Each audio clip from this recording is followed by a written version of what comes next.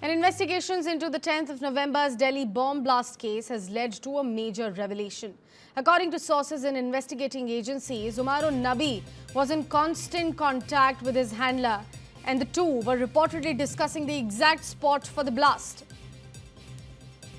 Investigators say the choice of location was very symbolic. Investigators revealed that a symbolic location, which turned out to be the Red Fort, was chosen, and Umar assembled the bomb sitting in the I-20 vehicle inside the parking area. Initially, the plan was to carry out the attack within the parking zone, but the plan changed, citing lower than expected crowd density. Umar left the parking area as soon as the bomb was assembled and carried out the attack. This debunks the theory that Umar detonated the bomb in panic. This comes a day after a video of Dr. Umarun Nabi surfaced, where he is heard using twisting ideological justification to support suicide attacks, trying to justify the Fedayeen attack. Agencies say these fresh findings point to a tightly coordinated plot and confirm that Dr. Umar was acting under real-time remote instruction from his handler.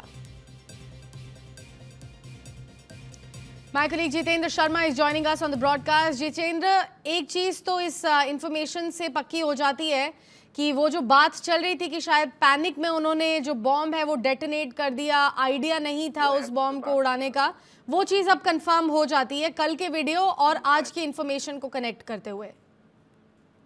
जी बिल्कुल, देखिए, और कहीं ना कहीं ये भी अब सामने आ रहा है कि वो दरअसल एक और शख्स के संपर्क में था।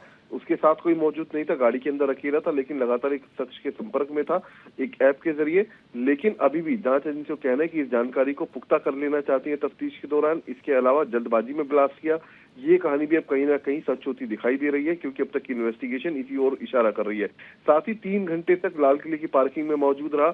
ऐसे में जांच एजेंसियों के हाथ कुछ सबूत लगे हैं जो इस तरफ इशारा करते कि उसने जो बम को बांधा, जो तैयार किया, वो हो सकता है पार्किंग के अंदर ही किया हो। तो लिहाजा इस एंगल पर भी अब तफ्तीश आगे बढ़नी शुरू हो गई है।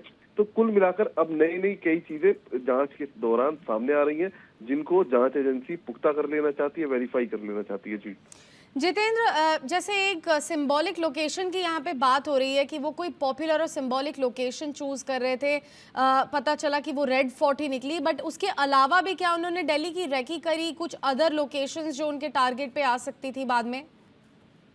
जी बिल्कुल, देखिए, 3 से 4 जिलों के अंदर उसने बाकायदा रेकी की है उसी दिन के अंदर। साउथ ईस्ट है, इसके अलावा साउथ डिस्ट्रिक्ट है, नई दिल्ली जिला है, और उसके बाद नॉर्थ दिल्ली के अंदर पहुंचा है। तो कहीं ना कहीं वो लगातार लोकेशन को तलाश कर रहा था।